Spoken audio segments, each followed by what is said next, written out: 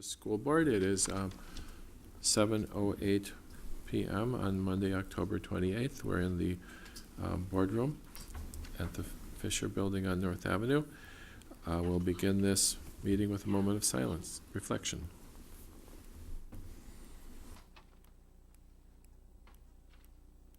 Mrs. Galante, please will you call the roll? Mrs. Fee? Here. Mr. DeRose? Here. Mr. Croner? Here. Mrs. Muehlfeld? Here. Mrs. Randall? Here. Mrs. Rios? Excused? Mr. Meyer? Here. We'll begin with a statement on public comment on non-agenda items. Members of the Wauwatosa School Board value the input of students, parents, staff members, and community members. The board's regularly scheduled meetings provide an opportunity for opinions and concerns to be expressed publicly. The board values all comments and will respectfully consider this input in decision-making. The board requests that individuals limit their comment on each item to 3 minutes. Following any comment, an individual board member may respond on the issue raised. However, it is not the intent of the public comment portion of the agenda for the board to enter into a debate with members of the community. Because non-agenda items are not publicly posted in advance, no action will be taken on public comment regarding non-agenda items this evening. Is there anyone present who would like to comment on a non-agenda item? Seeing none. There are none wishing to comment, so we will move to approval of the consent agenda. Are there any items on the consent agenda which board members would like to remove for separate discussion and action? Seeing none, may I have a motion to approve the consent agenda? So moved. Thank you, Mrs. Randall. Is there a second? Second. Thank you, Mrs. Fee. Is there any discussion on the consent agenda? Is there any public comment on the consent agenda? Seeing none, Mrs. Galante, please will you call the roll? Mrs. Fee? Yes. Mr. DeRose? Yes. Mr. Croner? Yes. Mrs. Muehlfeld? Yes. Mrs. Randall? Yes. Mr. Meyer? Yes. Business Services, Mr. Droz, please will you read the motion? Thank you. It is recommended that the school board approve the attached approved 2013-14 budget. Fund expenditures are summarized as follows. Whereas, Chapter 65, Paragraph 90, Pren 5, Pren A, Wisconsin statutes require the school board by a 2/3 vote of the entire membership to approve alteration made to the previously adopted 2014-13 budget. And whereas the school board adopted a 2013-2014 budget on June 10th, 2013, now therefore be it resolved that the school board does hereby make the following alterations to the 2013-2014 budget. General Fund 10, previously approved, $76,973,608. Adjustment, deduct $2,739,442. Revised budget, $74,234,166. Donation Fund 21, previously approved, $90,500, no adjustment. Revised budget, $90,500. Special Education Fund 27, previously approved, $10,956,242. Adjustment, add $81,769. Revised budget, $11,038,011. Non-referendum Debt Service Fund 38, no change. Capital Expansion Fund 41, previously approved was 0. Adjustment is an add of $2,856,000. Revised budget is $2,856,000. Capital Improvement Fund 49, no change. Food Services Fund 50, previous budget $2,948. Adjustment, add $361,124. Revised budget $2,364,072. Recreation Department Fund 80, previously approved $1,883,098. Adjustment, add $16,523. Revised budget $1,899,621.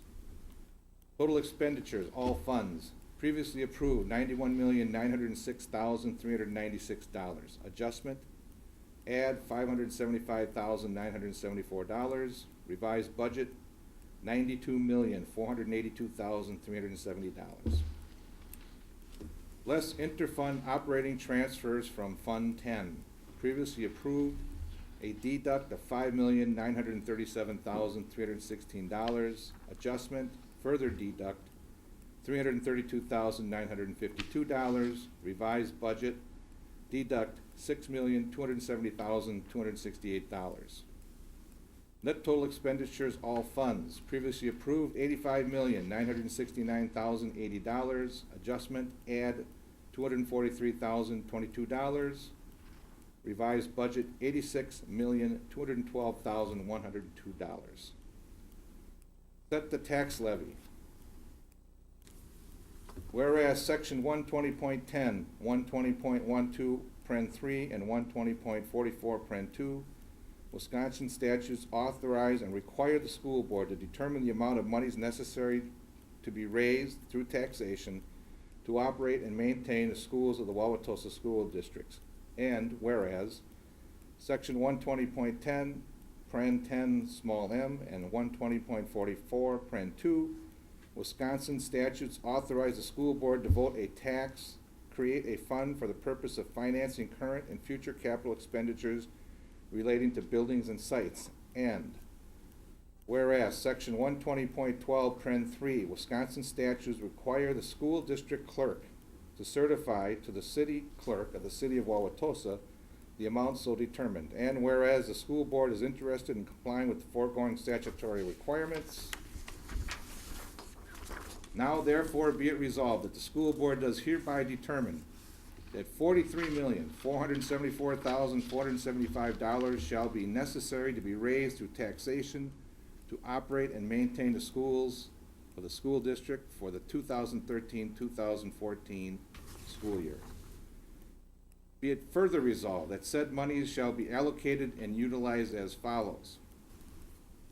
General fund, previously approved $44,438,060. Adjustment, deduct $5,030,550. Revised, $39,407,502. General fund refund rescinded chargeback. Previously approved $1,059,901. No adjustment. Revised is $1,059,901. General fund personal property chargeback. No change. Capital expansion fund. Previously approved $1,000. Adjustment. Add $2,255,000. Revised $2,256,000. Recreation department. Previously approved $854,448. Adjustment, deduct $103,376. Revised $751,072. Total, previously approved $46,353,409. Adjustment, deduct $2,878,934. Revised $43,474,475, and I so move. Thank you, Mr. Giroux. Is there a second? Second. Thank you, Mrs. Randall. Is there any board discussion? Is there any community comment? Seeing none, Mrs. Galante, please call the roll. Are you gonna have? Or is we getting Are we a, getting a presentation? Oh, I'm sorry. Oh, I That's was why we looking had forward that to the question. language presentation. I just wanted to go right there. So, go ahead, Mr. Mack. I apologize. Okay, it's okay.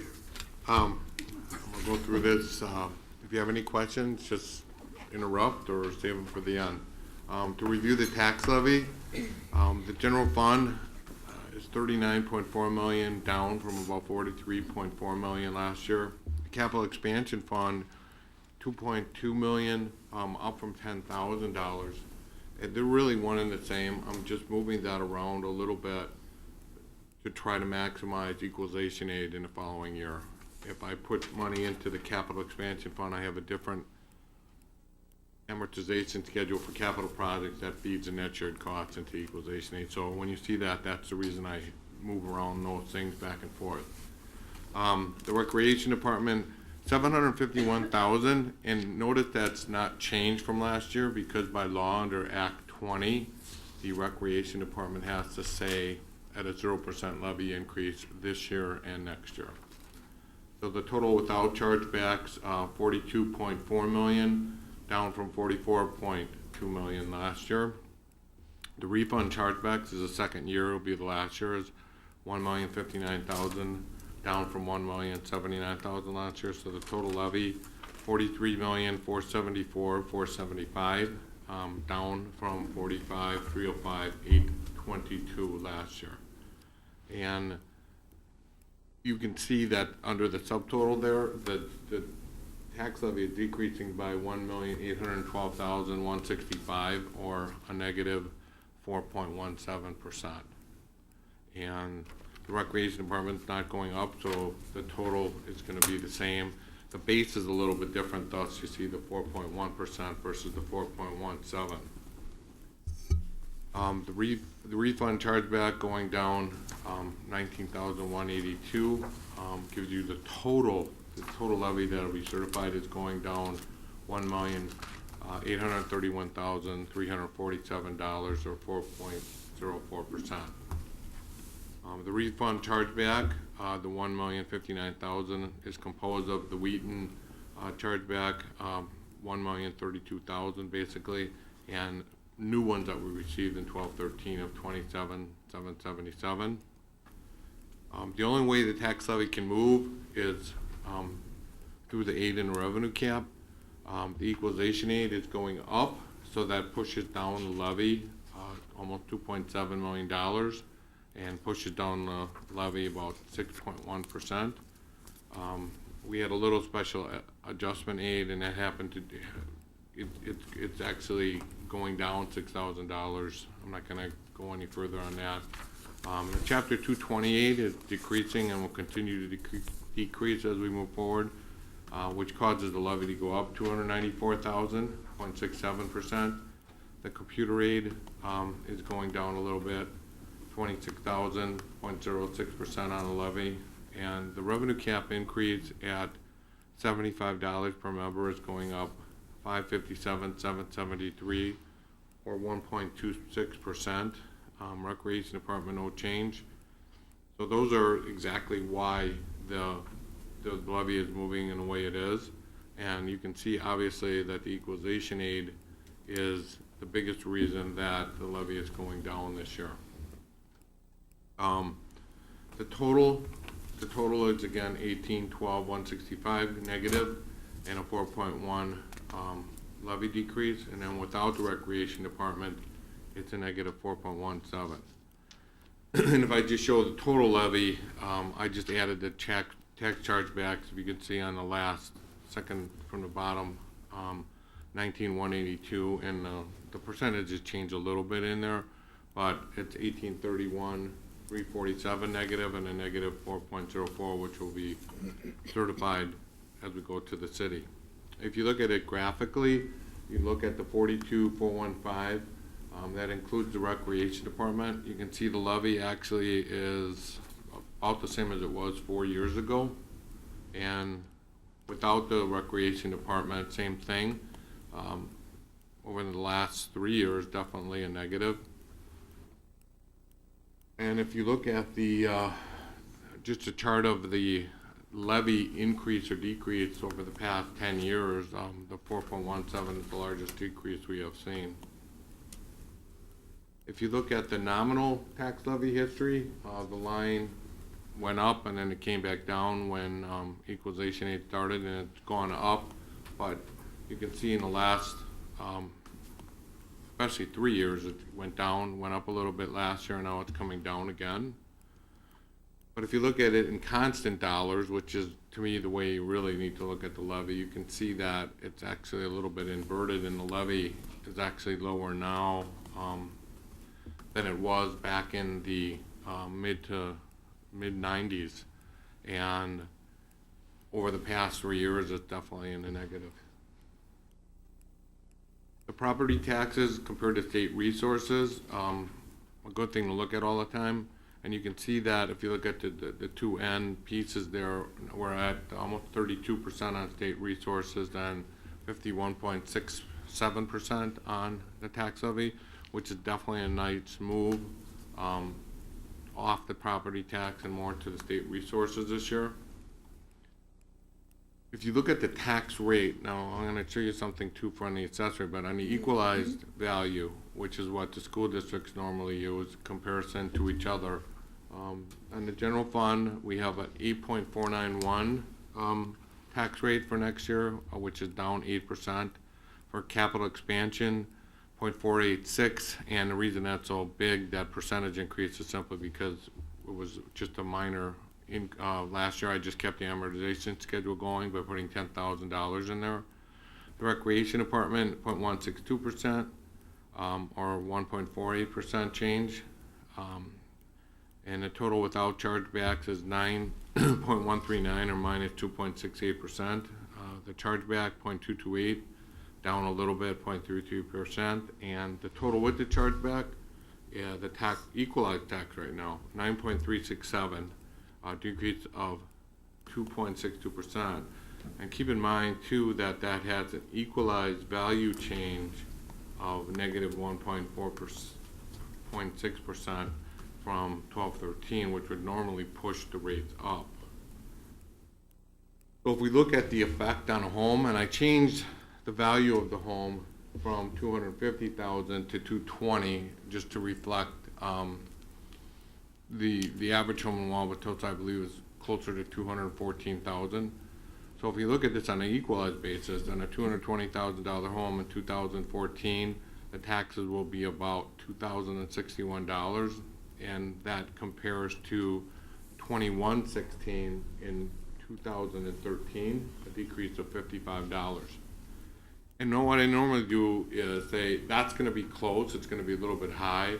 But I talked to John Rogini from the city, and I try to estimate what will really happen on the assessed value. And this is more what you see on your tax bill.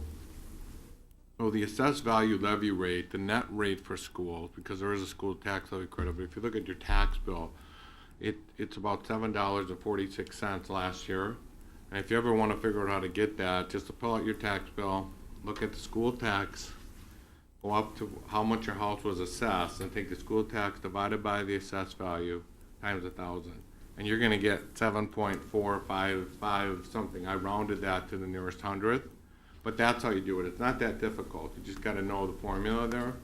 Now, what I'm doing is estimating this, but the assessed value is decreasing about 3.87 on average, not everybody. So if your house is going down in assessed value by more than that, you're actually going to see a bigger decrease in taxes. If yours didn't go down 3.87%, you might see an increase, okay? But on average. And the school tax levy is decreasing 4%. So you can see they're almost about the same. So the decrease assessed value would normally increase a rate simply because the value of the house is going down. So if taxes stay the same, you'd have to increase the rate. But because our levy is going down almost by the same amount, it's going to keep that rate about the same. So what's going to happen next year is I actually think the 746 is going to be probably 744, 743 in that range, a tiny bit less, but it's not that much. So I got this flip-flop just so you know here. So let's look at this a different way. On the assessed value levy rate, a $220,000 home in 2013 paid $1,641. And in 2014, what I'm going to do is I'm going to keep that rate the same. Instead of flipping that, and now the value of the home, I decreased the 3.87% down to 211.486 or 211.5 times the same rate. So it's going to be $1,578 in 2014 or a decrease of $63. It's not that much different, but I wanted to show you that that's really what happens at what the city does with the money after we certify the levy. They have to do it based on the assessed value. On the equalized value tax rate comparison, and it's useful really when you're comparing school district to school district, our equalized tax rate is 9.37. Shifting to the expenditures, let's look at the proposed budget to the revised budget. That means the budget that was passed in June to where we are now. And in total, the consolidated budget, which is all the funds under the revenue cap, went down $134,625. Salaries and benefits are decreased $106,666. Health insurance from June till now decreased $926,000 as a result of a few things. Excellent 1213 claims. Actually, in June, when I presented the budget, I had a 0% increase in health insurance, and when we actually did the actual calculation at the end of the fiscal year, it was a negative 8.61%, which is a huge decrease for health insurance. And the only reason that you've seen a budget book a negative 6.8% versus the 8.6.1% under the 0% increase to the 8.61% is that there's more plans in this fall than there was last fall. There's 19 more single plans and I believe 6 more families, so that pushed the cost up and the savings down a little bit. We also gave back to qualifying people the health rebate, which because of we had such an excellent year with the health insurance, the year before we gave back $1.1 million. And then we shift to the salaries, they decreased $412,000 actually, because basically this is just from June to now, the estimated increases to the actual settlement that we have. And when I have vacancies in the budget, I put them in at a higher level usually than what they're actually filled at, just to be conservative. Every vacancy will have family health insurance, and even with the teaching positions, I'll have them at a little bit higher that they're settled at. So in actuality, from June till now, the salaries are down $412,000. Purchase services, tuition in other districts up $136,297, and that is primarily due to special education tuition for specific students. Payment to educational services down $360,000 from June, and that's simply because the virtual school enrollment, which we estimated back then to be 100, is actually around 20.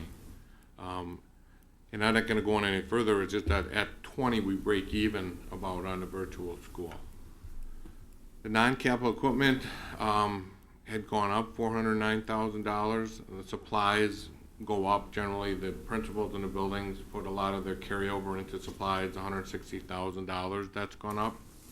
The non-capital equipment had gone up almost $200,000, and that's really because, again, the building-based carryover, there was more money added for security cameras and some musical instrument replacement. John, on the virtual school enrollment, is that 20? Are those full-time students, or does that include part-time Wauwatosa students? Your open enrollment full-time into that school. Does that answer? It was estimated we were going to bring in 100, and what I understand, it's about 20. I don't know if you want to say anything more. Yeah, it's a little bit higher, and we're continuing to take open enrollment through the opt-out out of public schools, but it's much lower than we originally anticipated. A lot of the people that enrolled didn't come in to start the year, so we're still working through that. There's going to actually be another report that'll be coming to the board. But I guess my question was, there are part-time Wauwatosa students that are still part of the school, in addition to that? Correct. Okay. And the insurance has actually dropped $172,000, and that's primarily because the workers' comp dividends are kicking in now, and we're doing a better managing that program. The net general budget, now I'm going to shift from year to year looking at the expenditures. The net general fund is at $67.9 million. The special education fund is at about $11 million.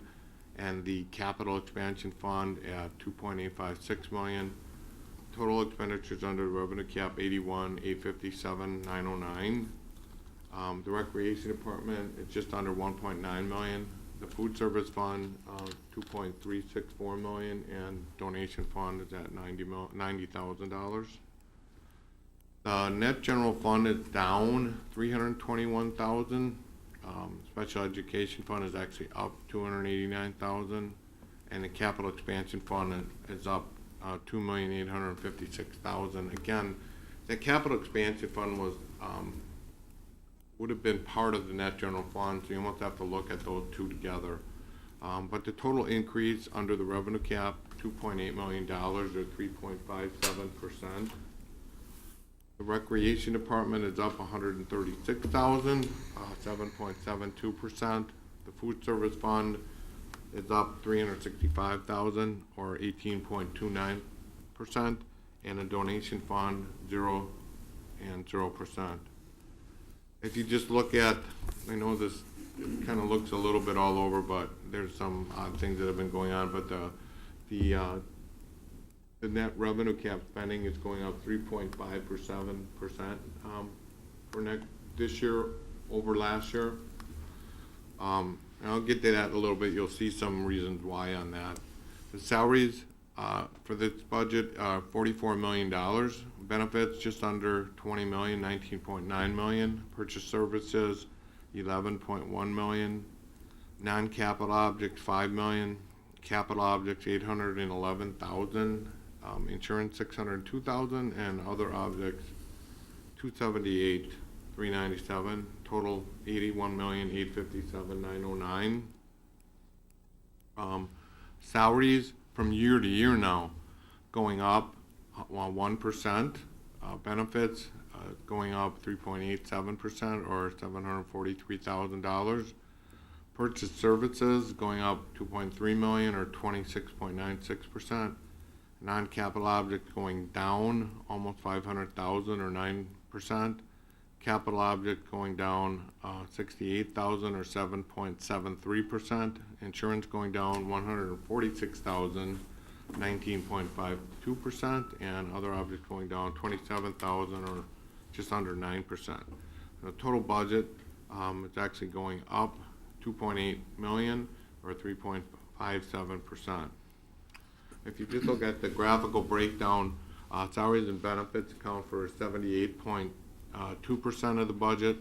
Purchase services are 13.6. Non-capital objects 6.11. Capital objects are just under 1%, and insurance and debt and other objects are about 1%. Salaries going up 457,000, 1%. We gave it a 2% salary increase.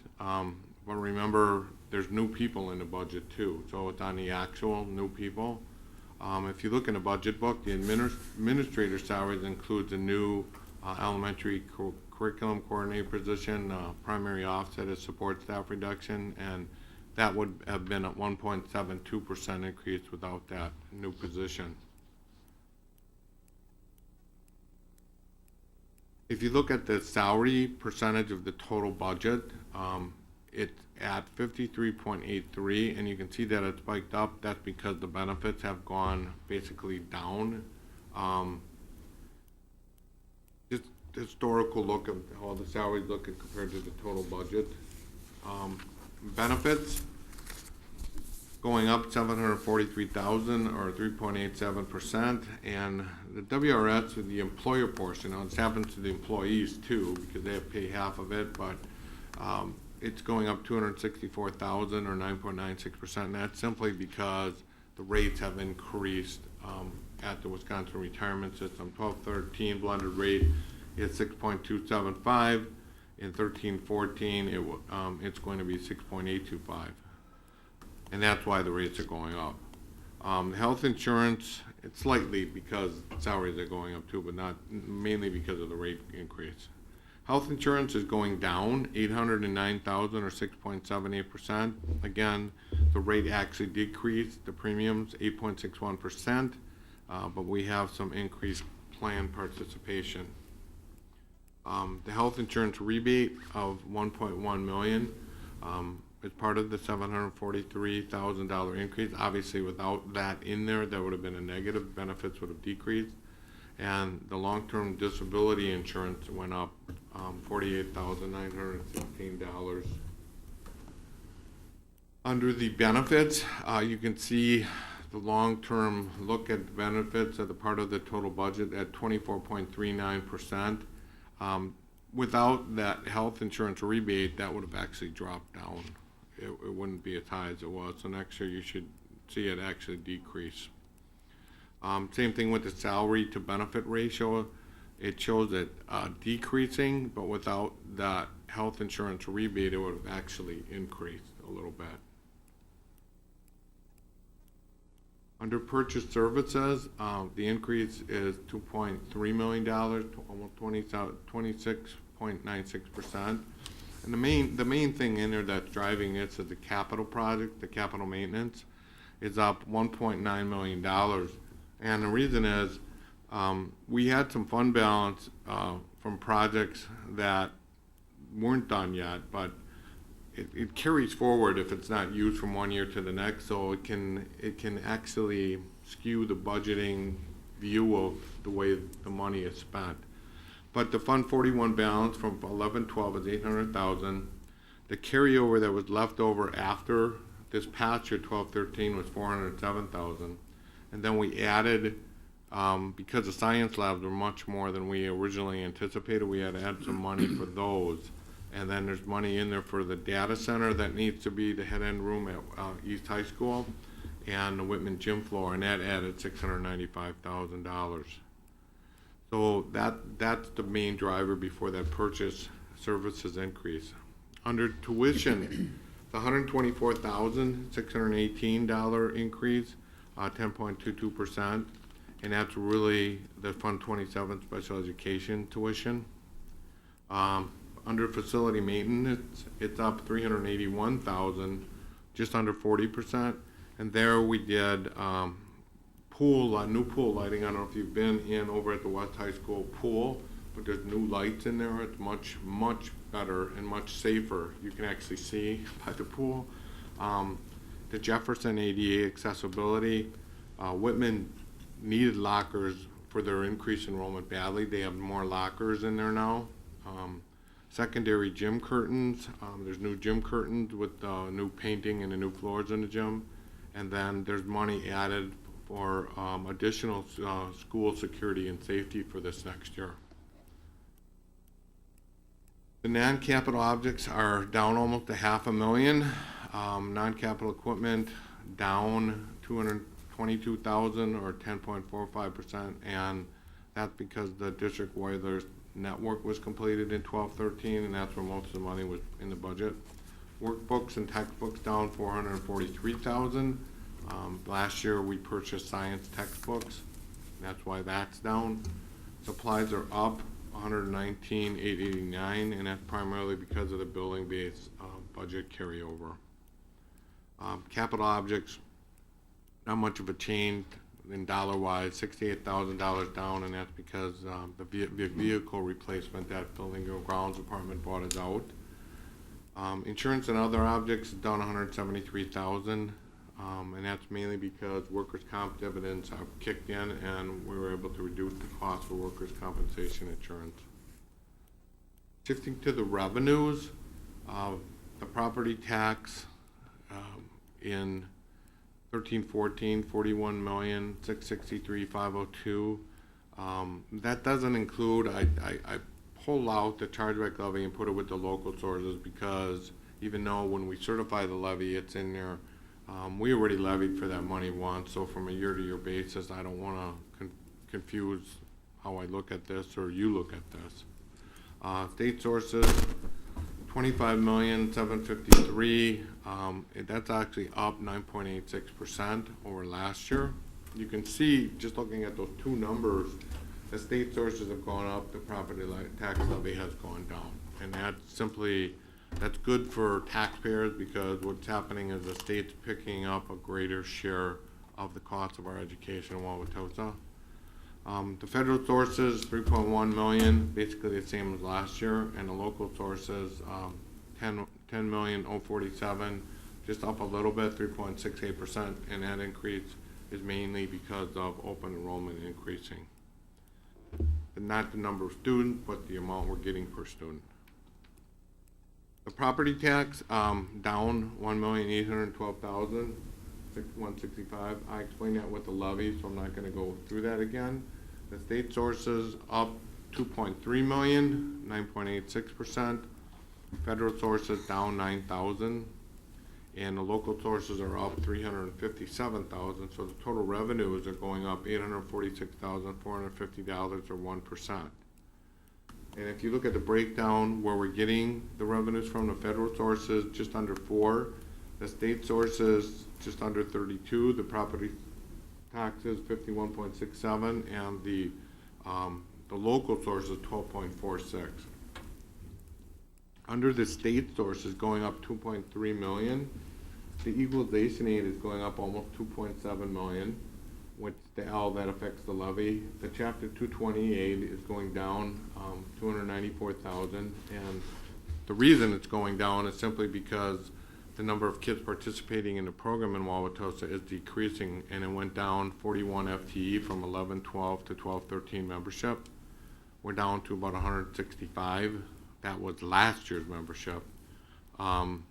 The revenue cap aid, $50 to $75, is going up 151,000. And again, remember, they put the revenue cap aid in my opinion, as a way to increase spending. However, districts get it regardless of where they stand in the equalization aid formula. So very rich districts will get the same as a very poor district. And that's one of the changes that I've seen happen in the last year phenomenon. So last year and this year. Special education aid is going down $134,912. And the reason that's going down is simply because we had such a good year in health insurance that actually decreased the costs that go into calculating how much we get back. And that was the main reason that it's gone down. The federal sources down $9,000, and that's simply grant changes. The local sources up $357,000. The chargeback levy, the actual, is down $19,000. And the main reason the local sources is going up is the open enrollment revenue is going up about $210,000, and that's simply because we're getting $125 or $150 more per student open enrollment this year than last year. And we are also getting from $120,000 in a TIF, which is a smaller TIF. We're getting some revenue from a closure from the city in this budget cycle of $120,000. That's not the big TIF. TIF number 2 is going to close in July of 2015. So it's not the next fiscal year, but it's going to be in the fiscal year right after that. And that's the one that will potentially have a larger kickback for the school district and the other taxing entities also. So the total tax levy without the recreation department, $41,663,000, decrease of $1,812,000 or 4.17. With the recreation department, 42.4 million, decrease of exactly the same, but the base is different, so it's 4.1% decrease. And the total tax levy with prior year chargebacks of $1,059,000 is $43,474,475, which is our certified levy, which is a decrease of $1,831,347 or 4.04%. I just want to go over what happened with food service and recreation. The food service budget, if you can see that, because generally in June I keep it the same, pretty close to what it was the year before, but you can see that the budget has gone up, and the revenue you see hasn't gone up as much, and I'll explain that in a second here. The expenditure increase from 12-13 to 13-14 of $365,000. We're gonna remodel the Longfellow cafeteria in June, as soon as school is done. And the plans are done, everything's ready to go, and that's gonna come out of fund balance. We have a guarantee in our food service contract of $150,000. So what we'll try to do is every 2 years, I try to build the fund balance and then spend it back down, build it up, spend it back down, and we're going from school to school and doing major renovations, which has never been done before. We've already done east, we've already done west. Now we're doing Longfellow, and I would believe Wilson and McKinley might be coming up on the list. One of the other things, we added a real nice dishwasher to help out with the labor at Whitman, which is a main food processing and preparation center. And the cafeteria at, I don't know if you've been in there, but the tile is all cracking in there. It's almost getting to the point where kids can trip and it's getting unsafe, so we're gonna put a new floor in there with the fund balance, do it for Fund 50. This one isn't a popular one, but I just wanted to bring this up so you guys were aware of it and understood this. We have to change the lunch prices. There's no choice in this. I don't like it, and I know the parents aren't gonna like it, but the elementary prices will go up from $235 to $240 on January 1st, and the middle school and high school will go up from $245 to $260.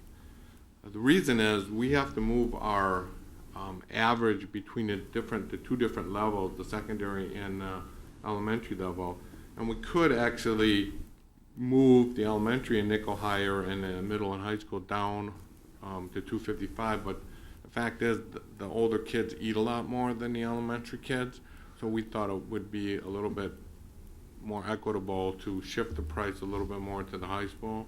And the reason we have to do this is the federal reimbursement rate is $2.59 for each reimbursable lunch. So until we get above, on average, whatever the federal reimbursement rate is, we have to keep raising the prices. It's kind of a weird thing, but we would lose $850,000 in revenue if we don't do this, and we can't afford to do that. So we're kind of stuck. We're kind of stuck with this. And that's not just our district, though. It's everybody in the United States, actually, that participates in the free and reduced lunch program. So that's what's happening with the lunch program this year. With the recreation department, the expenditures, $1.9 million, going up 7.72%. And the main reason for that is we added the 4th resource officer to the middle school, which was an additional $75,000. The rest is basically salary and benefit increases. And the revenue increase from last year to this year was $70,000. I don't know if you remember in June, but there was a tax levy increase, but that's going to be zero for this year and next year, per Act 20. And the program revenue has gone up $70,000 to 7.3%. The percentage of revenues, non-levy, has gone up 58% to 58% from 56%. But the reason that's happening, it would be pretty much level, simply because the tax levy is zero. So that's the end of the financial pieces. Dr. Ertl's going to go now and explain a little bit further how the financial piece supports supports the educational mission of the district. So I'll turn it over to him now. I think tonight, we're gonna see a prime example of where the dollars go and what it brings as a result for our students and for our families. And with our Spanish program is quickly becoming kind of a hallmark of our district, and our elementary world language program is pretty well known that we're offering that, and that was something that started a number of years ago, and I won't steal their thunder and talk much more about that. But I think it's important to point out where the dollars are going and what we're intending to do with it, and how we're spending the money. We know a significant amount of the money goes towards salaries and benefits for people. We're a human resource industry. It takes great teachers to make things happen in our school district, and a number of things we've changed to facilitate more and better education for our kids. A double period of literacy instruction at our middle school. We're moving in a direction with new principal and teacher evaluation and the support for that as well. Our middle school STEM program is now 6th, 7th, and 8th grade, and that continues to grow and develop. Our continued growth of summer school opportunities, and really this summer trying to look at more credit opportunities for high school students to be able to take quality classes for credit, and more opportunities for credits outside of just the 7-period day. We continue to increase our AP course offerings, and I think our data shows that more students are taking the courses, more students are taking the tests, and more students are being successful on those courses, and really looking at trying to make sure kids are college ready, no matter what field they go to after graduation. We've continued our math and literacy coaching at the elementary level. Our science curriculum and staff development, we continue to grow the science in the second year of the middle school and elementary science program, and the support for that, as well as the first year of a new science program at the high school, and continued staff development in that area. Mr. Mack had mentioned the new science rooms at the secondary schools. If you haven't seen them, they're quite impressive to be able to see where our kids are learning science, and it looks more like it's in the 21st century. We continue with our targeted hybrid classes and flipped class opportunities throughout our schools. Also, our online classes, we started the virtual charter school, and becoming an option that we didn't really recognize that's out there is that students that, for various reasons, can opt out of their school district for open enrollment at any time during the year, and they're really looking for virtual schools to do that into, and we've picked up a number of students, but as I mentioned, there'll be more about that coming in a future meeting. Technology updates for staff and students. All staff they have laptops. We've continued to purchase more Chromebooks and iPads for student use. We've improved school facilities and athletic fields. Mr. Mack mentioned a number of those, as well as the Brightlow Field. I think is completed today, Mr. Mack, is that correct? Fields? I believe it's there must have been a kickball game there this weekend, I guess. And expansion of school security. We recently put $1 million into school security.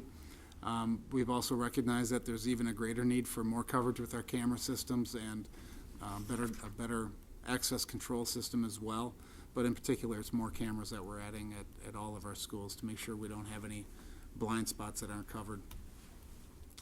The Montessori school expansion in the Fisher building, all of the whole lower level now is completed into classroom space, and we'll continue that expansion as there is a need for it. There's a waiting list for that, but we've grown one classroom this year. Staff development for Grading for Learning. There's a lot of effort and time going into the staff development, a lot of outside resources coming in to help us with that as we continue down that path, which will be for a number of years. Effective use of bring your own technology.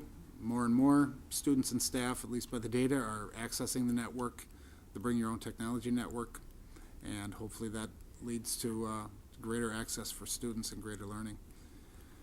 I think our PLC weekly time, I believe we're in our 6th year of that time, and I think it's important to mention that how critical that time is for our teachers to be able to have collaboration and be able to do the types of things that we know that support students in the classroom and use data to improve instruction. And our BLT model for professional development, which is held in this room. Our elementary and secondary, each building has a leadership team that comes in, and we use the pay it forward model where they are sharing their learning with other staff members. We're moving in the direction of replacing hard text with online text. Wherever there is a possibility, we are going to be doing that as we move forward, and moving forward with digital resources versus hard text.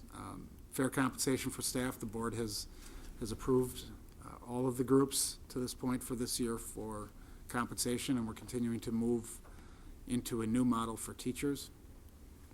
Continued support for courageous conversations and beyond diversity training. We started with, I know administrators, the entire administrative staff went through that training, and we're adding 2 more sessions where 80 staff members at each one will be going through those trainings.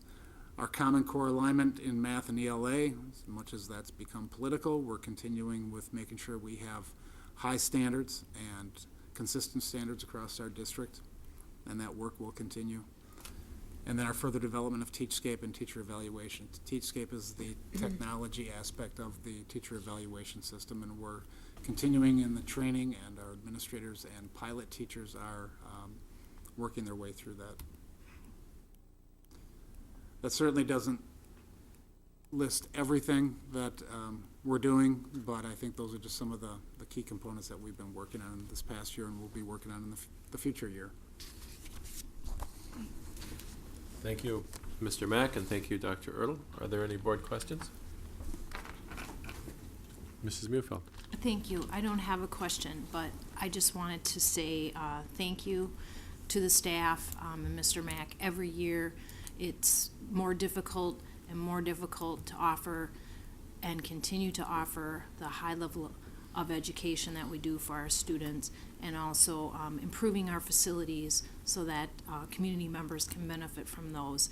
And you know, several years back, we used to see a cut list, and it was a very grueling and non-positive process. So thank you to the staff for working very hard behind the scenes to put together a balanced budget that continues to speak to the values of our community.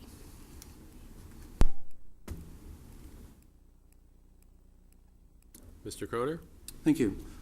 I'll also say that in the financial stresses that everyone's experiencing, it still surprises me that we're able to continually move forward and not pull back in almost any area. So that's really pleasing that we're able to put budgets together and that you're able to portion the money in a way that we can do that. I just have two questions. One, I was really curious about the double period of literacy instruction in the middle schools. I didn't see that in the district development plan. I just wondering, could you just very, very briefly describe what that entails? Very briefly, we had one period dedicated toward ELA, and there was another homeroom period 2 years ago, and actually this is the second year that we've dedicated 2 periods toward language arts. It's basically a language arts class and then a reading class. Next year we'll move into a more integrated approach of ELA for 2 periods, so it'll be much more extended of that time. Good, thank you.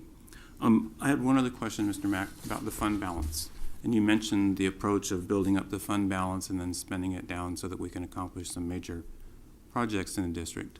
When you spend it down, is there a particular level that you go to that's determined as a percentage of the overall budget, or how do you set what you spend down to? Down to, you mean? Yeah.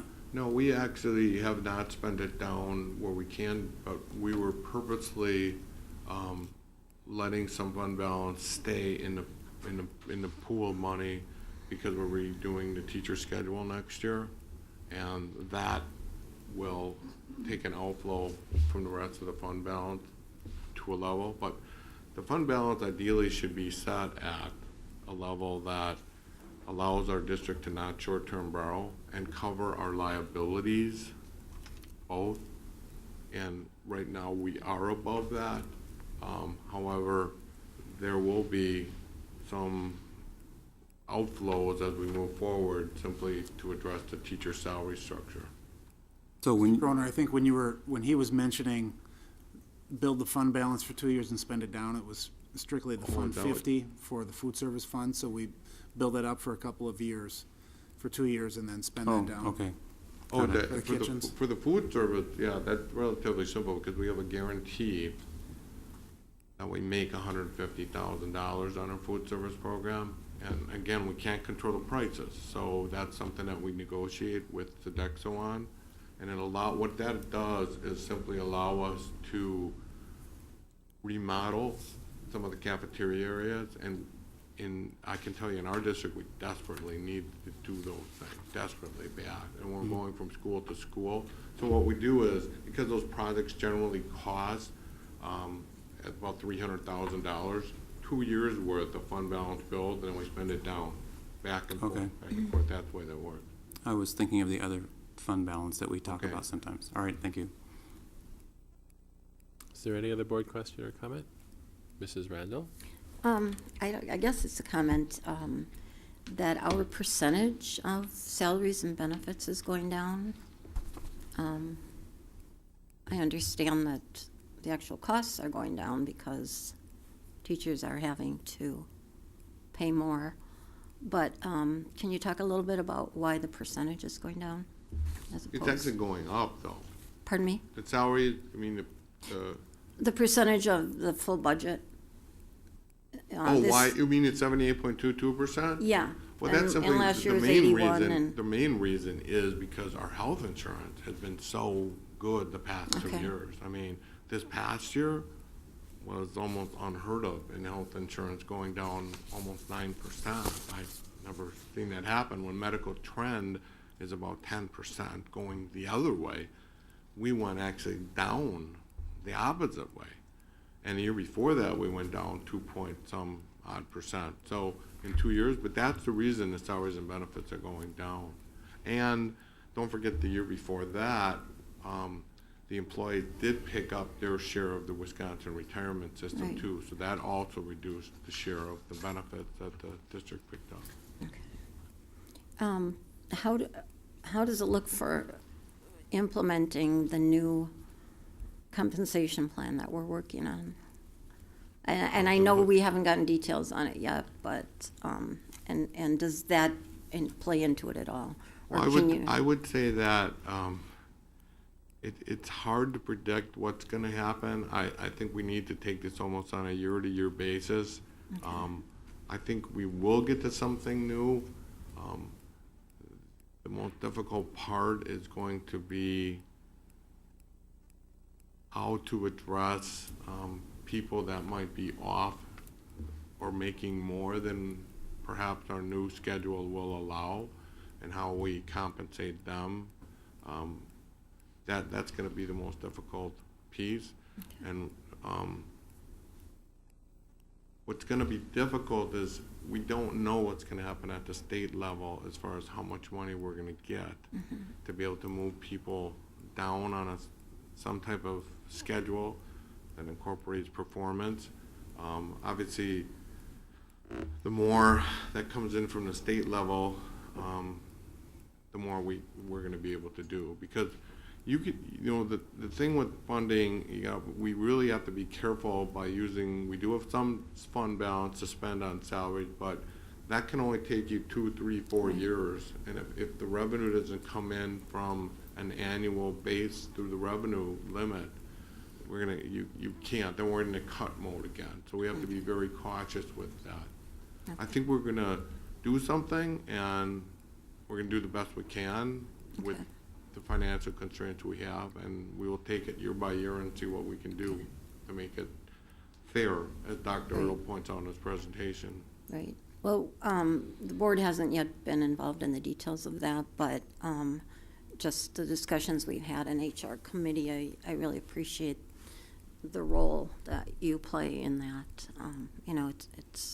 It's imperative that we can sustain whatever it is we come up with. So, thank you. Any additional board question or comment? Is there any community question or comment? Seeing none, Mrs. Galante, please call the roll. Mrs. Fee? Yes. Mr. Droz? Yes. Mr. Croner? Yes. Mrs. Muehlfeld? Yes. Mrs. Randall? Yes. Mr. Meyer? Yes, motion carries 6-0. Mrs. Fee, please will you read the Human Resources motion? Certainly. It is recommended that the school board approve the 2013 to 2015 contract for Dr. Phil Ertl as superintendent of schools with a salary for the 2013-2014 school year of $167,013, and I so move. Is there a second? Second. Thank you, Mrs. Randall. To open this discussion, it was pointed out to me that the motion doesn't mention that the increase is a 2% increase. The motion was written by council to accomplish the legal end of providing the raise that the board wanted to give. But the idea of having in the record that it is a 2% raise certainly makes things easier for the public on reading the record of this meeting. So what I would like us to do is to show in the minutes that there was mention and discussion that this is a 2% increase. And I hope that accomplishes the end that we wanted for communication. So with that, is there any other board question or comment besides my comment? Okay, is there any community comment?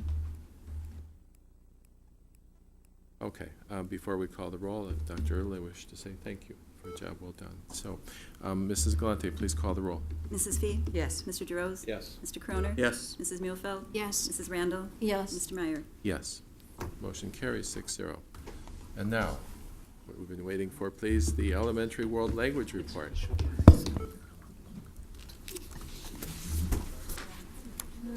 Yeah.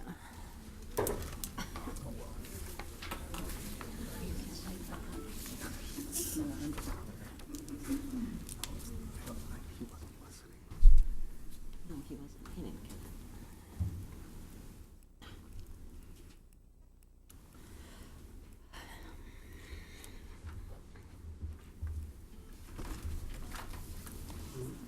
While you're preparing, I'll note that prior to the board meeting, some board members, myself included, we were practicing our Spanish.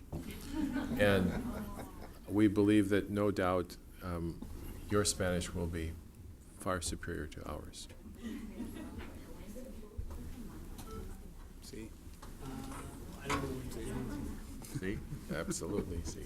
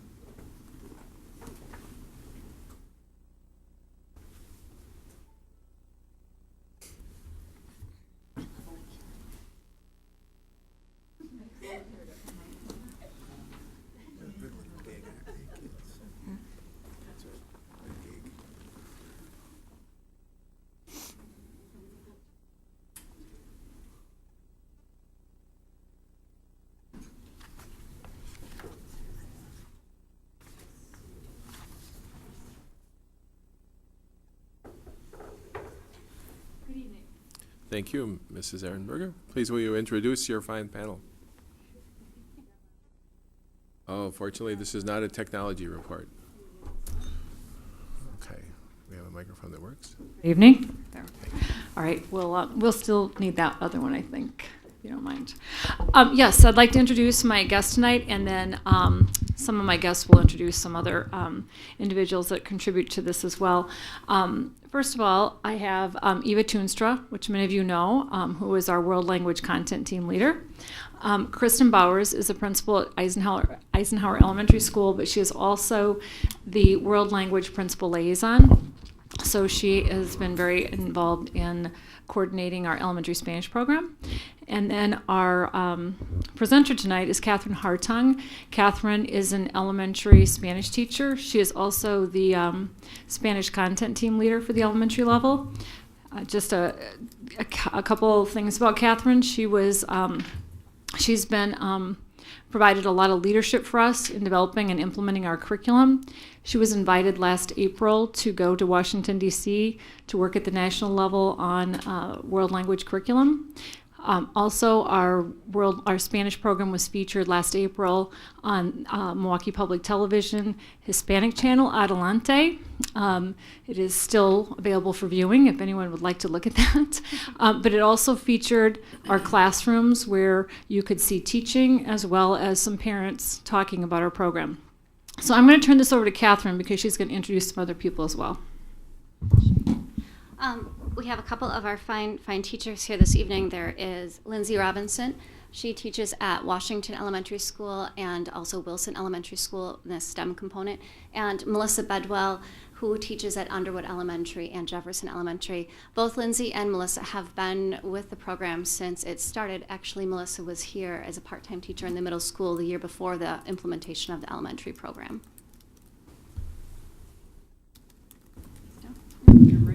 What about the kids? Okay.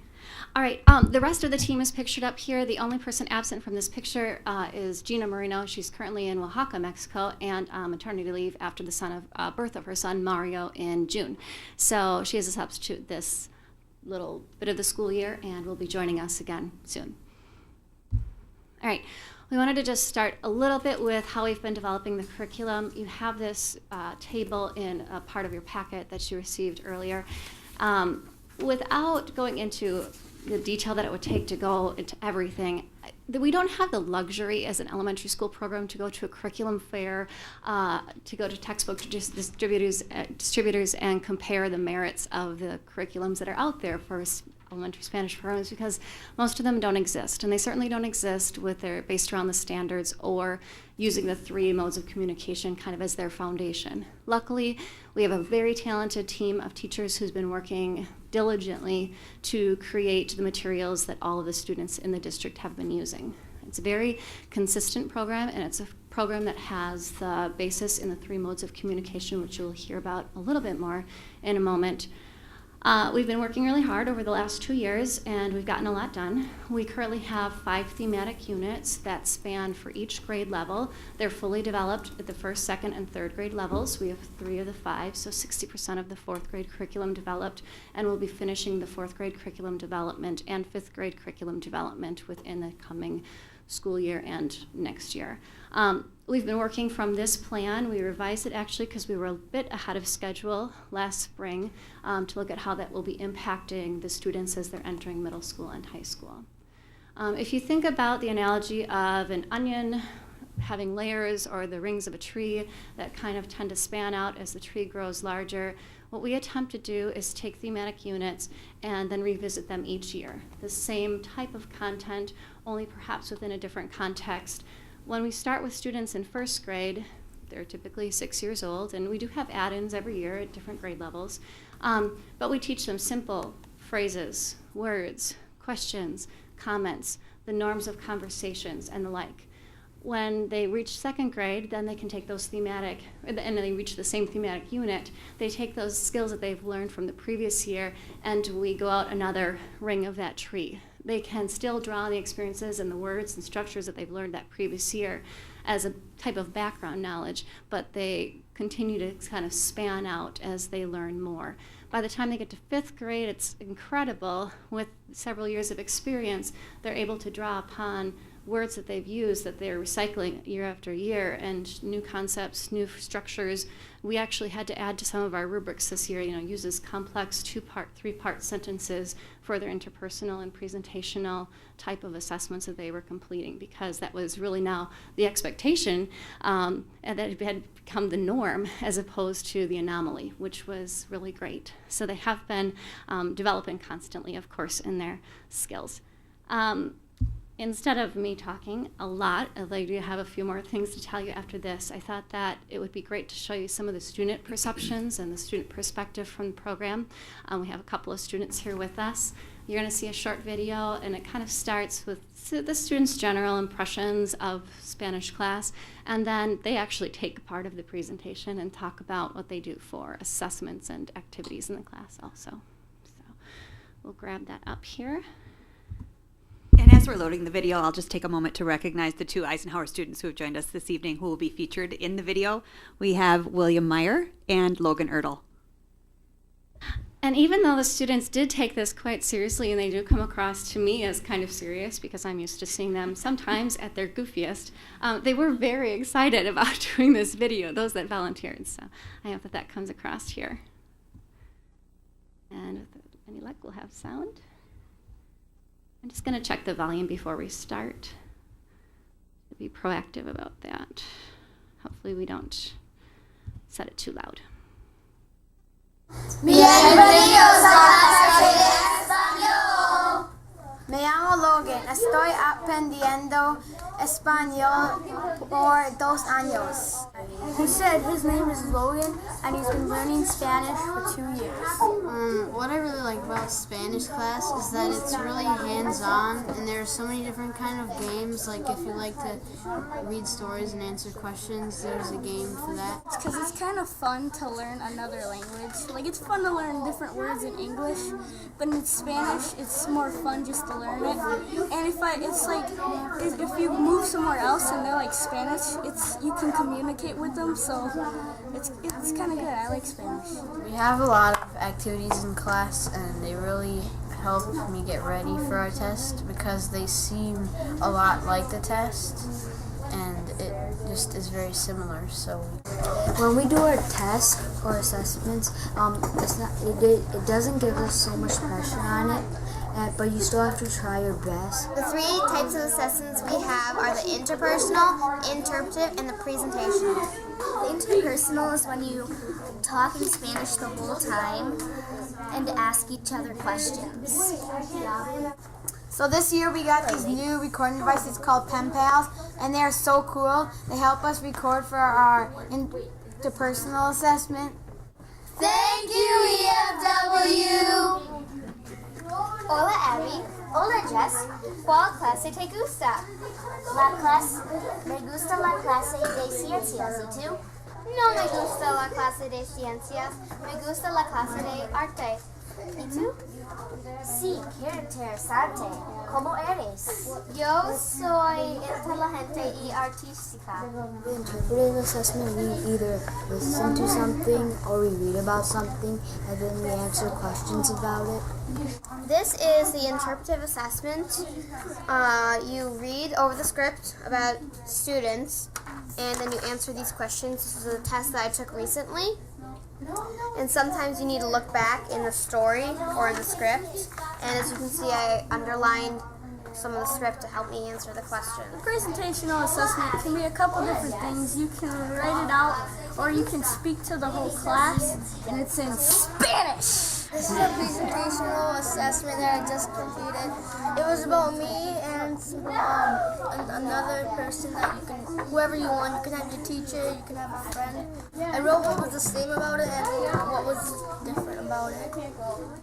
Really surprised at how much I can write in Spanish. One thing I got better at since the day of Spanish in 3rd grade was doing all my numbers, 1 through 100.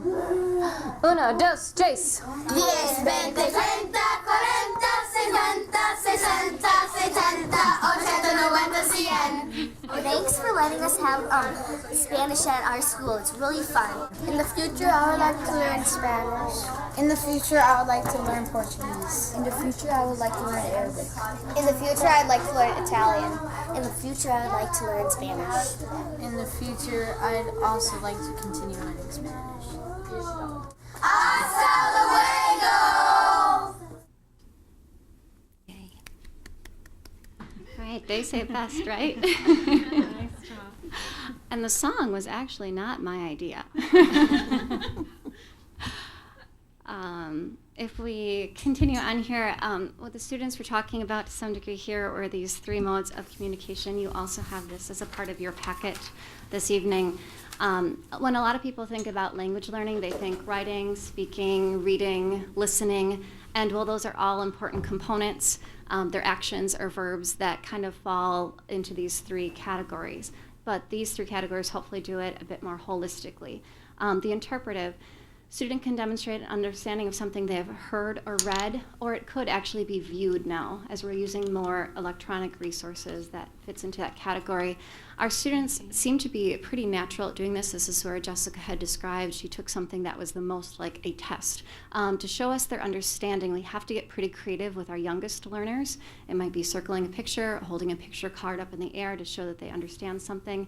With our older learners, we're actually quite surprised that they can already answer comprehension questions, and we're looking more and more into literacy skills of having them make connections, draw conclusions, make inferences, sequencing, etc., because they're showing us that they are ready for those types of skills in a foreign language. The presentational, this is an opportunity for students to polish or to practice something. It might be something they're speaking for a small group or for the class. It could be a writing piece. We're just starting to do a little bit more with that beginning this year. And students have more time to practice and feel very comfortable with this. It's more of a formal type of speaking, not appropriate for every interaction, but it gives them the opportunity to do that. That leads into interpersonal, which is a bit more of that spontaneous approach to conversation. Students at our level are really natural at doing this, and then as they get older, they tend to get a bit more inhibited with some of their interactions, and so it's wonderful when we can develop this interpersonal skill when they're younger and they have fewer inhibitions for what they will produce in a classroom. Just to talk about performance and proficiency, sometimes these two kind of get mixed up and intertwined. Performance being an ability to use a language that has been learned and practiced in an instructional setting, and proficiency being the ability to use a language to communicate meaningful information in a spontaneous interaction and in a manner acceptable and appropriate to native speakers of the language. At this point, what's appropriate for our learners are those performances. You'll see a table. This is a definition in your packet, and this table is also included as well. What we're really hoping to do is create a base of performances at this level, novice and intermediate level, where students will practice these skills, rehearse these skills. We still give them a variety of contexts to do that in, that they can hopefully have some skill transfer so that what they're producing isn't always identical to our activities, but in many cases it is similar. The reason we bring this up is because a lot of people want to talk about, well, when are you bilingual? When are you fluent? When are you proficient? And it really doesn't start with proficiency, it starts with performance. And for a sustained level of performance, then hopefully transferring into a level of proficiency. So it takes a while for them practicing at this level over and over and over. Sometimes they'll have peaks where they can show us that they can do more in a higher level of language learning, and then they'll come back down to that performances. And over time, hopefully gradually kind of moving up so that they can eventually become those things that we want: bilingual, fluent, proficient, what have you. The goal of our program is basically to create a base of those novice and intermediate performances in a variety of contexts. If you look at the graphic, you'll see that the novice portion is actually quite small, and we have the intermediate following that before it really spans out to those advanced and even superior levels.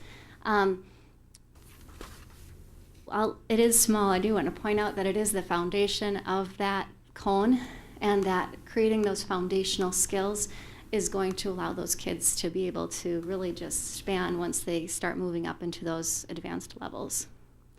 When you see this, and to give you some sample performances at those levels, just to make it a little bit more plain language for everybody, some of those examples for a presentational would be writing out some basic personal information, filling out a form with that information, writing about a familiar experience, with an interpersonal, asking a variety of simple questions or exchanging information, or having simple conversations. With the interpretive, it's understanding short, simple descriptions, sometimes with the help of pictures, or identifying some information from the news media. Talking about time, and I guess putting this up here to affirm your decision as a board for supporting this program. When you look at programs that are started in just 2 years at the high school or even middle school level versus programs that are starting when the kids are younger and spanning throughout their education, they're able to get to a much higher advanced range. To put that in perspective, to be a teacher certified in most states in this country, you need to be at an advanced low level. So if you look here, you need to be right about here. We're having kids in our programs that are showing us performances, granted, not proficiency yet, but performances in 5th grade that are actually in the novice high and intermediate low sections. And they're not even our year 1 kids that have come through yet. We're hoping that we can bump those kids with novice high and intermediate low, then transitioning into our secondary programs to even potentially acquire skills in the advanced range, which would be comparable to a teacher who teaches language and can be certified as a teacher to teach it. We have one more slide.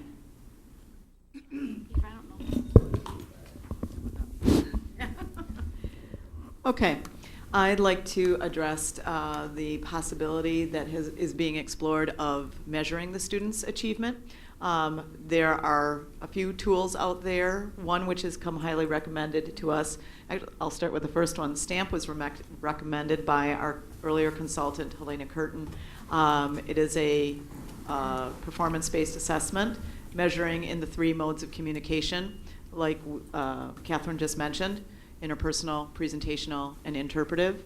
The one that we are leaning towards, though, is the second one that is listed there, the Apple test. It was just created, and we had heard that this was coming, and this came via our second consultant, Paul Sandrock, who worked with us.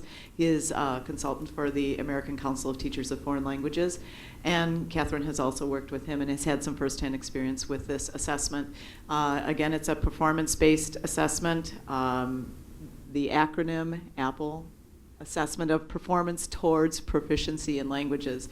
And so that's, again, what we're trying to measure. It is a measurement that we would like to employ to gather data, to inform our instruction, to help inform professional development, and to also help the students begin to realize where they are in the motion or the movement towards proficiency. The test could be administered as early as students are technologically savvy and could manipulate everything from apps that use foreign languages, use the language. But we're targeting at this point, hopefully 5th grade, and then again in 8th grade, and to get some data that we can use to amend our program or redirect our program or reaffirm what we're doing. It would be available in Spanish, French, and German. And so we would take a random sampling of students so that we could get information for our program. I think there is, what's listed up there is cost and time intensive. It's an interesting test and how it's been developed. And as I was reading up on this and learning a little bit myself then too of what's out there and how my students would be assessed as well, is to, for instance, have students read a text and then they'd have to drag and drop, or listen to a text, they'd have to drag and drop things and be able to answer questions based on that reading. They would also live video chat with somebody in the culture, so in French, in Spanish, or in German. So it is time intensive. They would have to sit for some time. We'd have to make sure that the technology was set up to be able to do this, bandwidth wise, but it does certainly measure what we are striving to do in our district. It is based on real life scenarios. The audio and the video is all things that people would face not only in a classroom but in a real world, real life situation, which is again what we are really trying to do in the Wauwatosa language program. I think that would conclude my portion. I will just add that it's expensive assessment. That's why we're looking at like a random sample. It's about $20 a student, and it is very intensive for students to be able to do it. We're doing it for the purpose, or we're hoping to do it for the purpose of benchmarking. So where our students are at the end of 5th grade, we'd like to benchmark 8th grade and then possibly some into the high school. But we wouldn't be able to do it with like our entire world language population. But we feel like and working with Mr. Sandrock, he feels that we can random sample and get an idea of where our students are at on that little funnel that Catherine was showing you earlier, so we can see where they're kind of exiting at certain points in our program. And that concludes our presentation. Is there any board question or comment? Mrs. Randall, please. Thank you. Thank you so much. And it's fun to see Mrs. Twinstra and Mrs. Ehrenberger back here after a couple years ago when we worked so hard. You guys worked so hard to get this started. So it's great. I have several questions. How much time in a day would, say, these kids receive Spanish instruction, or in a week? It's a program that's progressive in its approach. The 1st and 2nd graders receive 60 minutes of instruction per week. It's typically split up into 2 30-minute periods. The 3rd and 4th graders have 75 minutes a week in 3 25-minute sessions. The 5th graders have 90 minutes a week with 3 30-minute sessions. Okay, and then do you just go into the classroom and do whatever it is they've been doing and in Spanish? Or? Yep, the Spanish teachers travel from classroom to classroom, and they, can you clarify what you mean by saying what the students are doing? If they're working on reading or something, are you building on whatever activities going on in the classroom at that time, or are these entirely separate No, lessons? we have the curriculum that we follow, which does build on some of the other content curricular areas that the students are studying. We've tried to align at times with literacy, at times with social studies, at times with, subject areas where it makes sense, where there is an overlap. So there's some collaboration with the classroom teachers in that regard. But when we walk into a class, the students kind of stop what they're doing as if they were going to a special, except for that they don't have to move to a different classroom. And we begin a lesson. That's part of the curriculum that we've developed. Okay, and then what about transition to other languages? There was debate about what language to choose, and why does it matter, and does it matter? I think that Spanish is probably going to become a gateway to many languages. It gets the kids excited about learning a language, so whatever language they have started studying at that elementary level, many of them are looking forward to continuing, but there's others that certainly become turned on to studying other languages or a variety of languages. So you don't anticipate more kids just migrating to Spanish just because that's what they learned, or when they begin to have other choices at the secondary level? We're going to start to, we'll start to find out more about that, but I don't necessarily think so. I mean, we've seen kids go into our middle school this year. We've seen kids switching over. We saw German kids switch to Spanish. We've seen Spanish kids, thinking in 7th grade they're going to go, they've talked about going to the German or French. So we'll know more about that as it evolves, but I think the testament to that is Catherine did not prompt those students in this video about the language question where they were saying about studying other languages. Part of the elementary program promotes very frequently they study the world, and they don't just study Spanish-speaking countries. So they look at things in the context of more globally, and they're always promoting other languages because that was part of the commitment we made to our program. So when I have just randomly been in a Spanish class, I have had the opportunity to travel the world, to China. I think when I was in China, they went to at least 5 different countries and talked about languages just because it was part of the lesson that day. So our idea is to promote that students will not just learn one language, but they acquire more than one language. Part of our early travels to other schools to gather information on world language programs that were being offered around the state. I think one of the trips was to Appleton. We asked a question very similar to what you're asking, and that is, what will the other languages look like? And I, as a German teacher, fear for that almost, that we would kind of corner ourselves into bilingualism, but not monolingualism, which is more reflective of the world.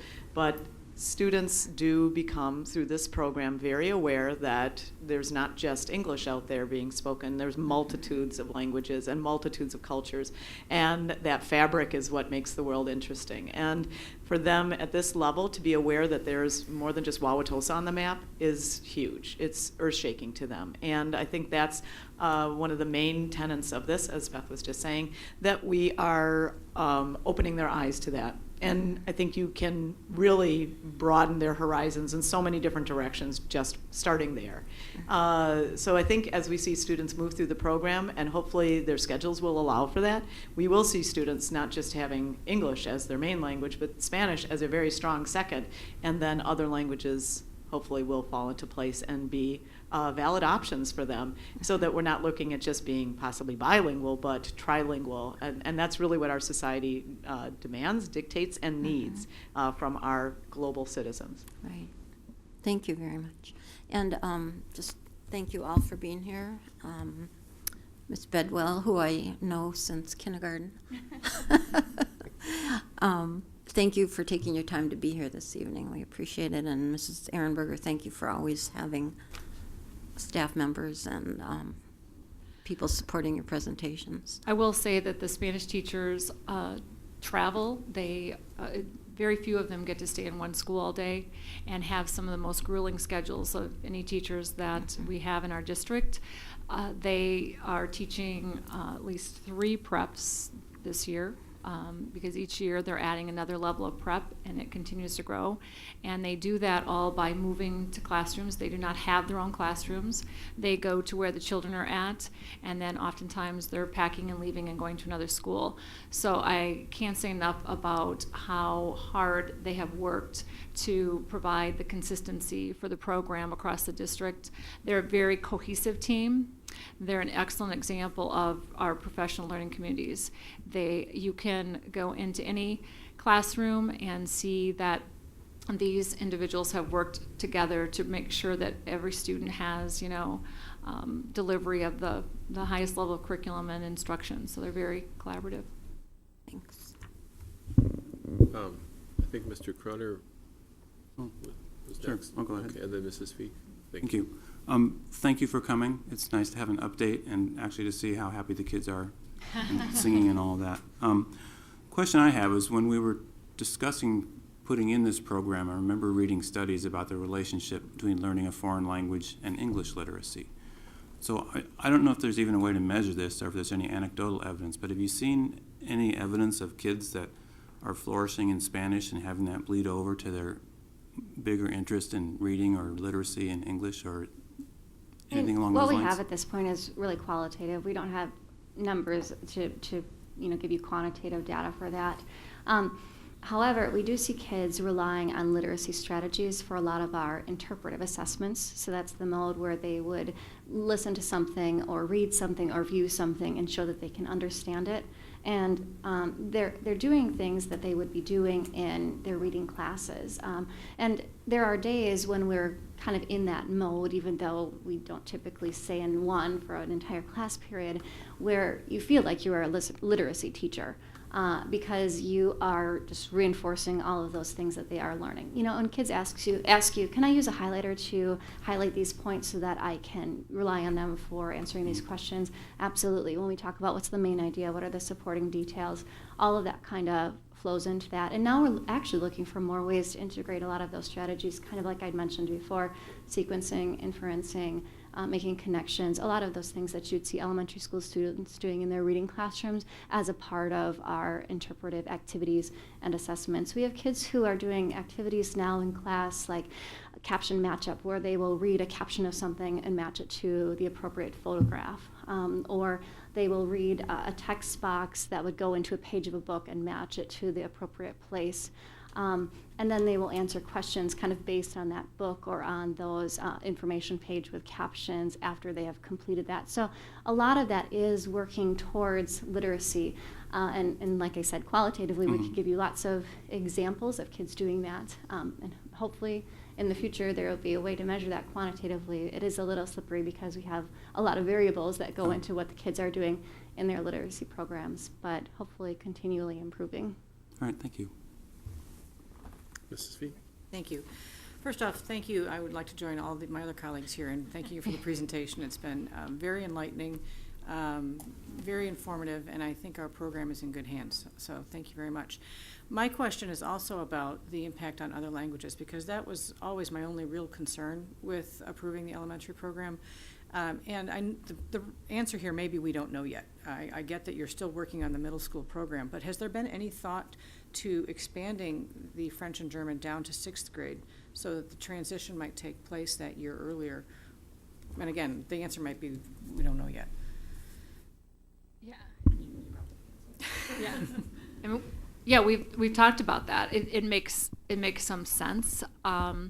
So I think this year we saw the very first snapshot of that. I think Mr. Dettinger is still here in the crowd, but he helped us to work through, he happens to be fluent in French, so he helped us work through some diagramming because we saw with 6th grade that it's an interesting transition. Some kids are ready to have movement. So I can't say that we've had like an extensive conversation about what we would do yet, but certainly that is something that it's on the radar. It came up, it seems like it might make some sense for us. There are some logistics that go along with trying to accommodate our students coming when they switch over. So we had like some German students switch over, and they're not exactly at the same place that our Right. Spanish students are, but they're also not that different.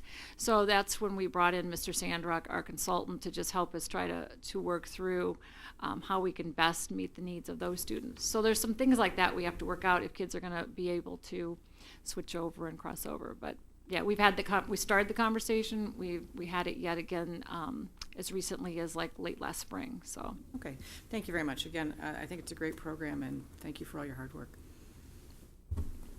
Mrs. Mufeld? Thank you. I was very excited to see the student video. That was wonderful. Thank you for doing that. And the staff that travels. You know, it's a lot of effort and work, and it's certainly demonstrated in the students' and, you know, performance. I also noted that the EFW provided the grant for the microphone technology that you're using for the vocal assessments, and that's, you know, really the Educational Foundation of Wauwatosa is a wonderful partner for us. And wow, what a nice way to showcase, you know, what the kids are doing. So that leads me into where do we go from here? And I see that the assessments that you want to bring in will help us move a little bit farther along. It seems to me that, and I don't know how they all work, so I'll probably call and find out more about it, you know, rather than trying to find out that question or the answer to that question in today's meeting. But I'm excited to see that we want to place students where they're at, whether they are further along in Spanish, and then they can be placed in a higher level in that language wherever they are. Or, again, I'm thinking this assessment also works the other way, where you can better match their skills between languages. That's very exciting. So along with that is going to be staff development, as you were talking about, to, you know, if most of our staff is at that mid-range, then we want to, you know, accelerate their learning too and their knowledge, so that, you know, that they can accept those students who are farther along. So, I mean, I see a lot of your work coming to fruition, and, you know, I just do want to learn more about this performance tool as we, you know, go forward with the program. Yeah, it was developed about 2 years ago. Within the last calendar year, I believe ACFL administered it to about 10,000 students across the nation. So they're getting a pretty nice sample size of how it's been working out. And students seem to really enjoy taking it, which is, I think, important because it's more of an interactive, activity-based assessment, but it also produces a lot of great data for us to be able to work with in terms of placement. One of our tasks through our PLC time in the World Language Department has been to develop, it's a long term, in common, summative, cumulative, performance-based assessments. So that means that if a student is taking a language at West or at East, and at East, same language, same level, student at Whitman, student at Longfellow, that they would be having the same kinds of assessments no matter what school they are in, with the same administration, with the same benchmarks that we're aiming for, and in the three modes of communication that are performance-based. So we have now got those for the end of the first semester, end of the second semester. Our second charge was to develop unit-based assessments. So we are also measuring what we are doing in common across each unit. And that is, you know, for the French and the German department, where we are a few individuals, a monumental task. But we're going at it little by little, you know, knocking off a chunk each time we meet.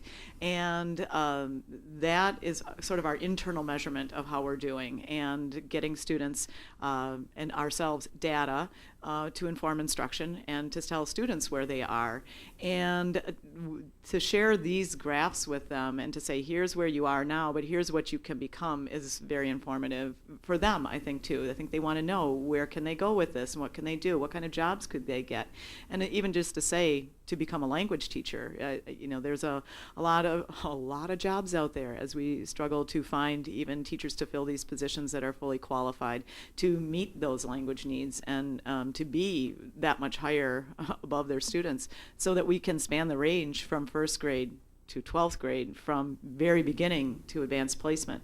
If you look at the big picture, we are kind of working as a very hardworking department. I can speak for the PLC time, the in-service days that we have in terms of creating curriculum and these assessments to be able to really give ourselves direction and to best guide the students in their abilities and to help them become ready for their future, whether it is placement testing in college or taking an Apple test so that they are ready, so that we know where they're going and that they have gotten there.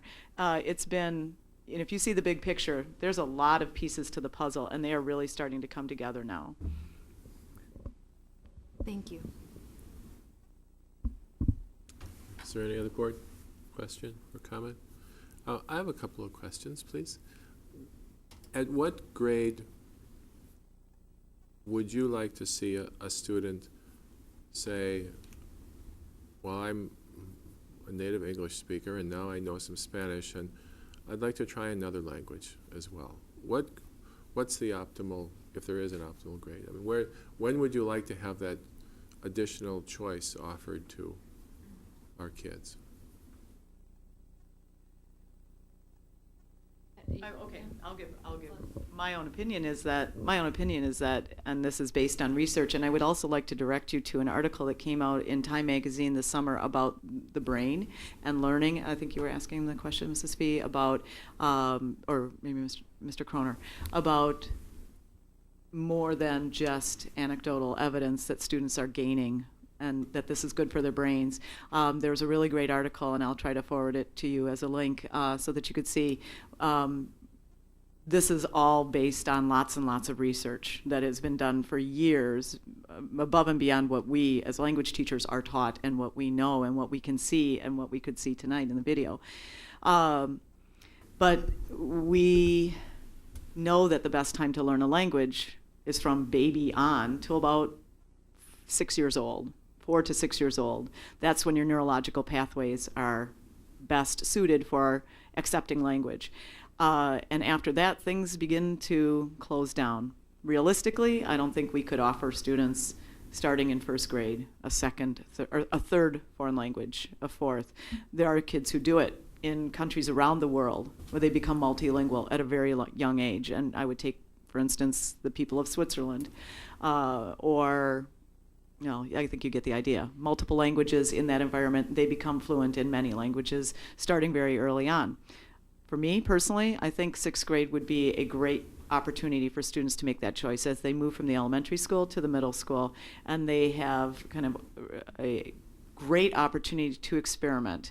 It's a wonderful time in their lives to try different things, to try new opportunities, and I really think that with that natural break between the two schools, I would love to see us be able to offer students that at that level. And speaking about some of our ESL students, it's really interesting to watch their learning happening because some of the students come to us with perhaps having another native language other than English who are learning English as their second language. We've had a lot of classroom teachers really surprised at their performances in Spanish class, but a lot of the wiring is there already for language learning. And so it's not actually as surprising as one would think that they are successful in a language learning class. So they might have a native language and be working on English and still be relatively successful in learning a third language. So it's great to see how, like Eva said, in those early language learning years, they're able to really multitask and take a lot in. Oh, thank you. I was going to ask you, what do you need? And I think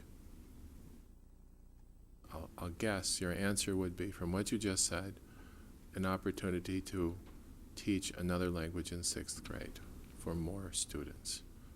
And I don't want to put words in people's mouths, but is that, what do you need? Oh, another question. Okay. Okay, Christmas time. No, I understand what you're saying, and I really appreciate the question. And speaking from having been here a long time and seeing our department go through, I would say, cutback after cutback, as you mentioned before. to the point where we are building again. It's a tremendous feeling. And I thank the people of Vision that got this going and gave authority and ideas and support all the way through from the beginning on, including this board and previous members.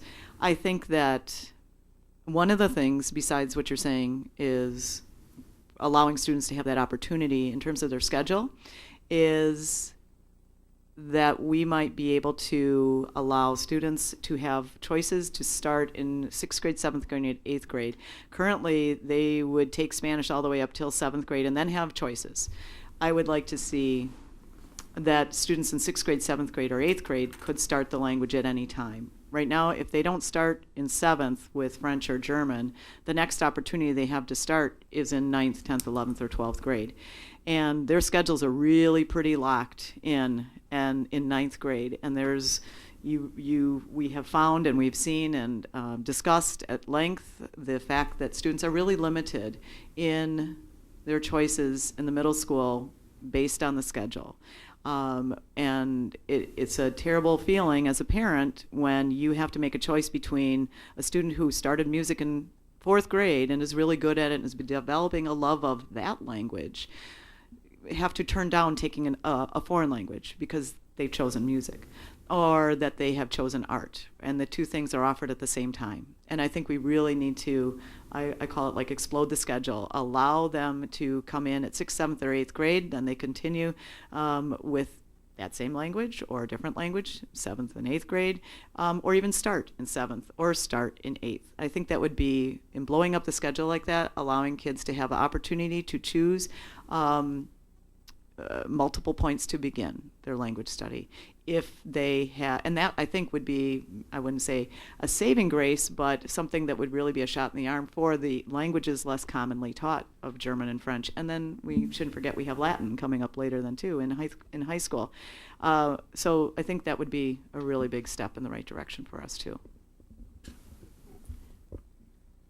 Before, just have to oh yes, please, go ahead. I just have to add, there would be some logistics to that. However, I think like the 6th grade is something that is doable, but when we just look at how, if kids change too much, it's just that we have kids at all these different levels of learning, and so it becomes very difficult to make that accommodation. But I agree with Eva that I think the entry point for 6th grade would be really, I think, would be an important, could be an important change for us to be able to make. And then to have to look at some creative ways to be able to do that, because just logistically, it's very difficult to be able to let kids switch in and out in 6th, 7th, and 8th grade, because then we end up with like 20 different, we could have kids from 3 languages at all these different levels. So we have to like put some parameters around it just for the, logistics. But I do think that we can be more creative about how we open it up sooner for our French and German students. Before your current program started, there was a desire to start something, and we were there. We didn't know how to do it, what you did, what you have done, but we had faith that if we tried, that we could figure something out, and we proceeded on that faith, and we did figure something out. You are the evidence of that tonight. I suspect that if we have faith again and put our heads together, that we can figure something out to move into these steps that you just discussed. And so I also want to say that there was a tremendous amount of work done and determination as an organization, and it was a difficult road, and everyone has embraced what we've done, and I wish to thank the teachers who have honored what we did and brought us a great deal of reward for, what you've done has been a tremendous reward for having faith and trying really hard. So thank you to all of you. Mr. Meyer, can I just add, there's a lot of supports for this program, but as I mentioned in the budget aspect, we're a human resource organization, and it's about imparting knowledge. It's about motivating kids and getting them excited. And Senora Achi, I sat through, I don't know if I said that right. You did? I keep thinking Senora or Senorita, but it's Senora, okay. Sat through one of your first grade classes last year, I think it was, and walked out just like in awe of 30 minutes of class or 20 minutes and the pace and the engagement of those kids. And the other kids that I've known through the elementary level at the other schools as well. My main point being, what makes this program, we could have all the curriculum in the world and all the resources. What makes it happen is the quality of the teachers. Our teachers are not average teachers. They're amazing, and I think you can talk to any one of our principals, any one of our parents and students that have these teachers, and it's pretty amazing that no matter what school you go to, you're hearing the same message over and over and over. And so thank you to all of you, and thanks for supporting it. So I was in a conversation a couple of days ago about how we were getting tired, and not you all, but me, and the person I was in the conversation with. And I think you've just inspired us again to have faith, and we may come back with a request that we make another effort to figure out how we can go farther. So with that, is there any other board comment? It's all Eva needs. Look at, she's ready to go. Is there any community comment? Well, thank you very much for the wonderful presentation.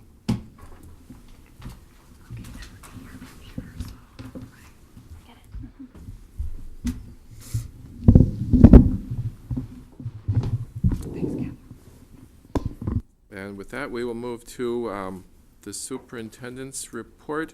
There was a board in service, and just to keep the community informed of our work as a board, to have faith and move forward with things. Mrs. Mufeld or Dr. Ertl, would you have anything you'd like to say to update the community? I guess what I would say is just that we had a second in service, and Bill Hughes was the facilitator. He actually sent a copy of his notes from what was on the board in the minutes, and we're going to try to get that put together, and we'll have that prepared for the next meeting. Mrs. Mufeld, anything to add? No, nothing. That's what we'll be reviewing, but I thought it was a very good session. We accomplished what we set out to accomplish. We reaffirmed our efforts toward the review of the district development plan with our calendar and agenda items that we talked about at our last meeting. And then also we further stated that we wanted to focus on literacy and as well as math. So I thought those came out very strong in our session, and there were other things maybe other board members want to add that we discussed, but looking forward to the minutes and further discussion. So are you going to call us into further sessions as a in-service kind of activity? We have, the board has another in-service scheduled in December, and as we talked about at our October in-service, we have two other topics that we wanted to discuss, that of communication and then also the board covenant. So those would be the two items on that December agenda. Okay, well, thank you. Is there any other discussion or comment? Well, seeing none. Oh, okay, well, let's move on. Is there any community comment on this? Is there any public comment on additional non-agenda items? Seeing none, it's 9 o'clock, and I'll entertain a motion to adjourn. So moved. Mrs. Randall, thank you. Is there a second? Second. Mr. Croner, thank you. Mrs. Galante, please call the roll. Mrs. Fee? Yes. Mr. Droz? Yes. Mr. Croner? Yes. Mrs. Muehlfeld? Yes. Mrs. Randall? Yes. Mr. Meyer? Yes, we are adjourned.